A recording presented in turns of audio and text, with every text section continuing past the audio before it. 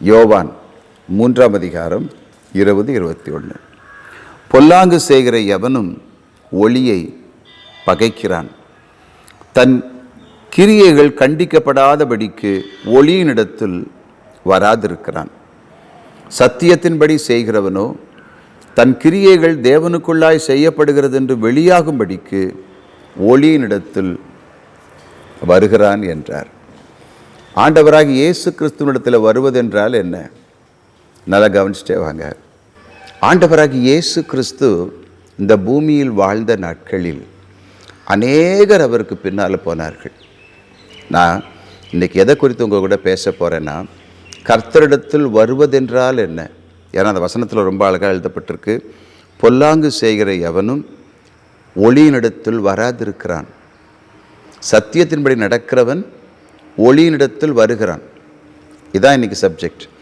நல்லா கவனிச்சுட்டே வாங்க. ஆண்டவராக இயேசு கிறிஸ்து இந்த பூமியில் வாழ்ந்த நாட்களில் அவருக்கு பின்னால் ஒரு பெரும் கூட்டம் போய்கொண்டே இருந்துச்சு. அவர் செய்த அற்புதங்கள் 4 திசைகளிலும் அவர் ஜனங்களை கூட்டிக் கொண்டு வந்தது. அவருடைய புகழ் அந்த பகுதி எங்கும் பரவ ஆரம்பித்தது. அவரை தொட்ட யாவரும் சுகமடைந்தார்கள். அவர் யாரையெல்லாம் தொட்டாரோ அவங்க எல்லாருமே சுகத்தை பெற்றுக்கொண்டார்கள், அற்புதத்தை பெற்றுக்கொண்டார்கள். செத்தவர்கள் எழும்புனாங்க, உயிரோடு கூட மரித்தோர் எழும்புனாங்க இல்லையா? பாவத்தில் இருந்தவங்க ஒரு சிலர் மனம் திரும்பினாங்க, அவங்களுக்கும் அற்புதம் நடந்துச்சு, சுகத்தை பெற்றுக்கொண்டாங்க. முடவர்கள் நடந்தார்கள், செவிடர்கள் கேட்டார்கள், திமிர்வாதக்காரர்கள் சுகமடைந்தார்கள். பேசிக்கிட்டே போகலாம். அவர் பின்னால் எப்போது ஒரு திரள் கூட்டம் இருந்துச்சு. ஆனால் நீங்கள் யோவான் சுவிசேஷத்தை படிக்க பின்னால் வரக்கூடிய அதிகாரங்கள் என்ன தெரியுமா சொல்லுது? அநேகர் அவருடைய வசனத்தை கேட்க சத்தியத்தை கேட்க அவரை விட்டு பின்வாங்கி போக ஆரம்பித்தார்கள். ரொம்ப முக்கியமான வார்த்தை இது. அவரை விட்டு விலக ஆரம்பித்தார்கள். அப்போ தான் ஆண்டவர் சீஷரை பார்த்து கேட்டாங்க, நீங்களும் போய்விட மனதாக இருக்கிறீர்களோ?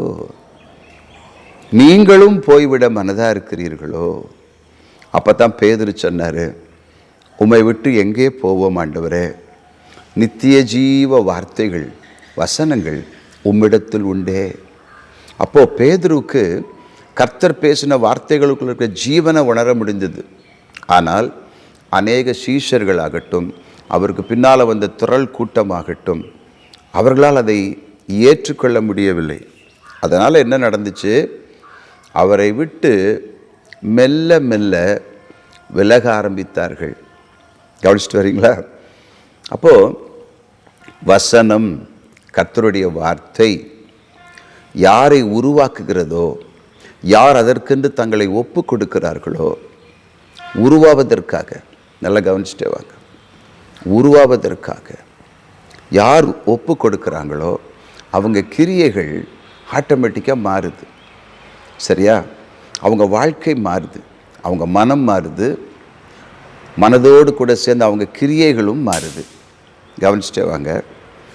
ஆனால் யார் அவருடைய வசனத்தின் அந்த மகத்துவத்தை ஏற்றுக்கொள்ள முடியாமல், ஏன்னா வசனம் எப்போதுமே நம்மை ஆற்றி தேற்றிக்கொண்டே இருக்காது. அநேக நேரம் அது நம்மை கண்டிக்கும். நம்முடைய கிரியைகள் பொல்லாதவைகளாக இருக்கும்போது வசனம் நம்மை உணர்த்தும், நீ செய்வது சரியில்லை, நீ போகிற பாதை சரியில்லை. நல்லா கவனிச்சுட்டு வாங்க. சபைக்கு வருவதற்கும் கர்த்தர்கிட்ட வருவதற்கும் வித்தியாசம் இருக்குது.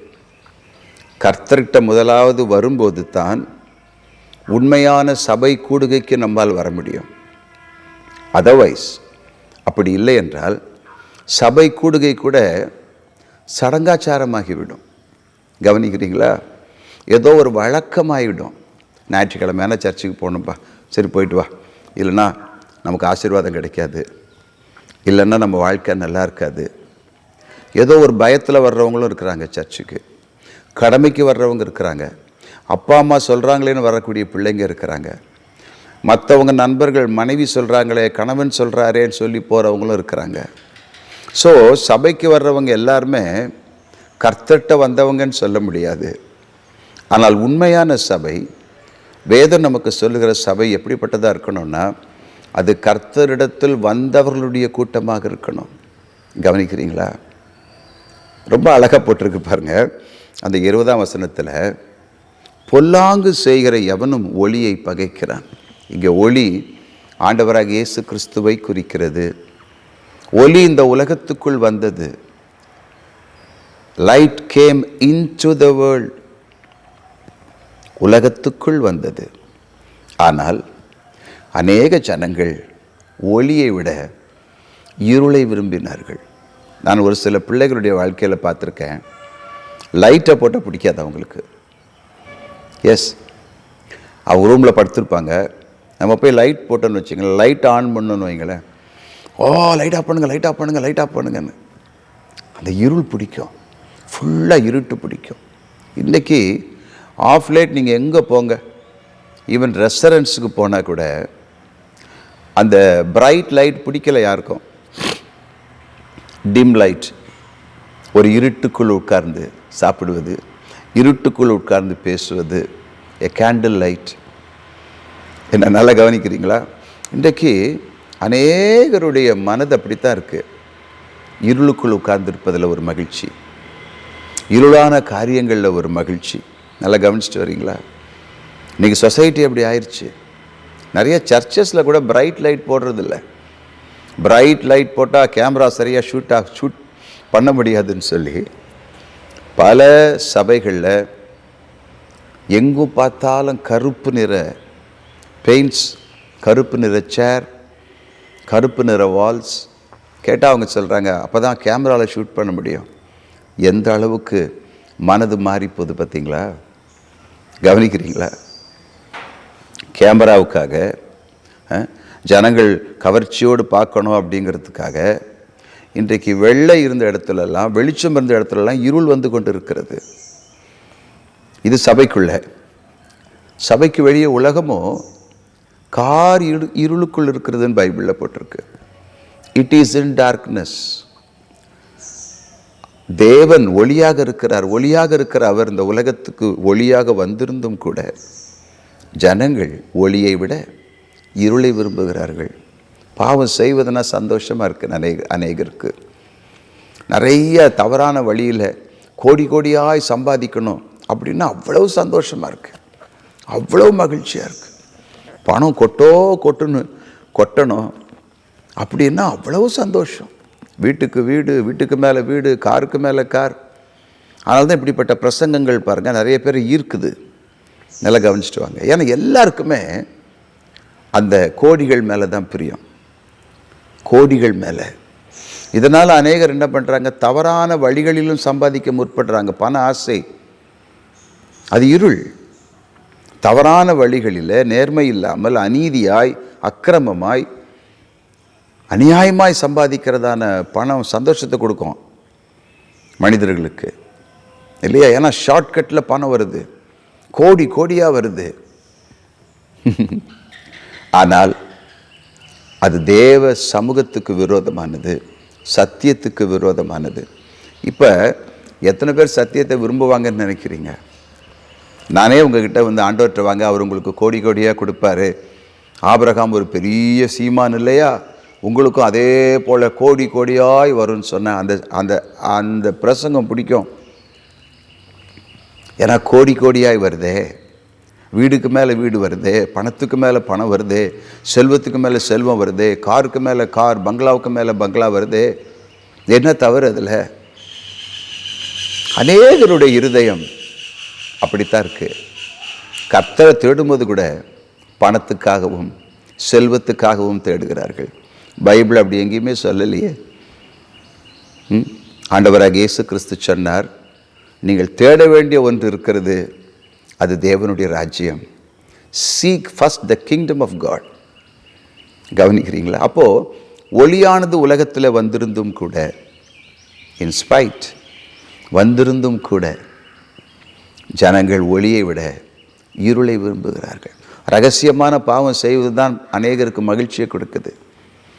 முறையான தாம்பத்திய உறவை விட ரகசியமான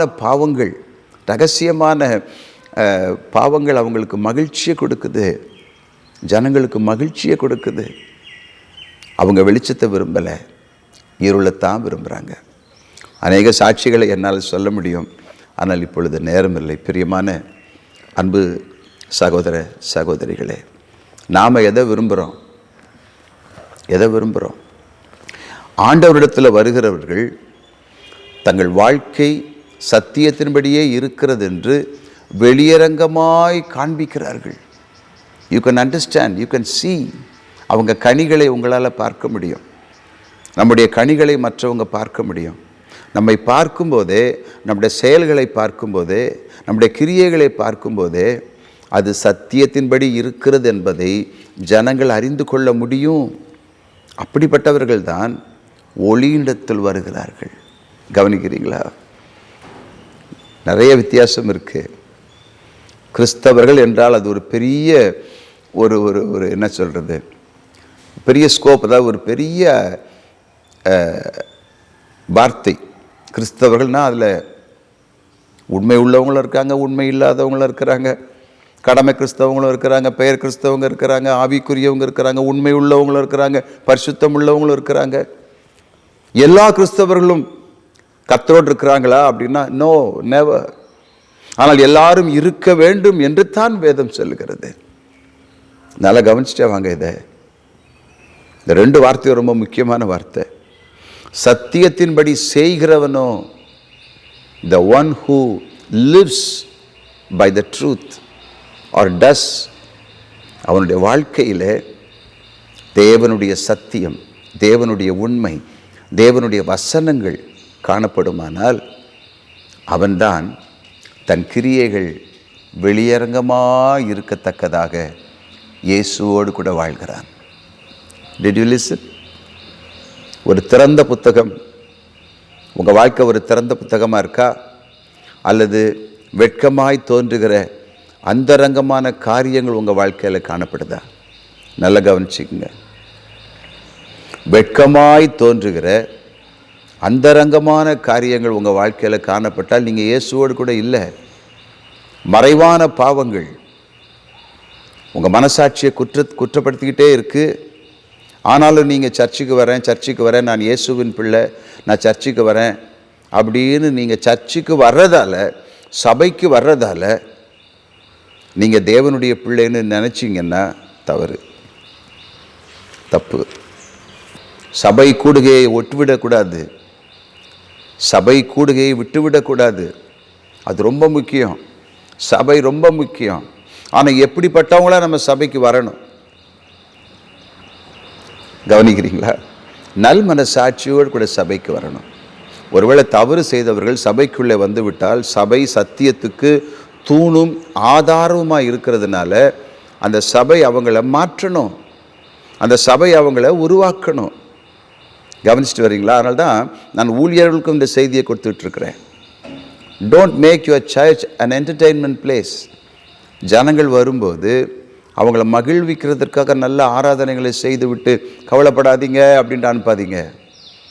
அது இல்லை சபை. சபை என்றால் சத்தியத்துக்கு தூணும் ஆதாரமாக இருக்கணும்.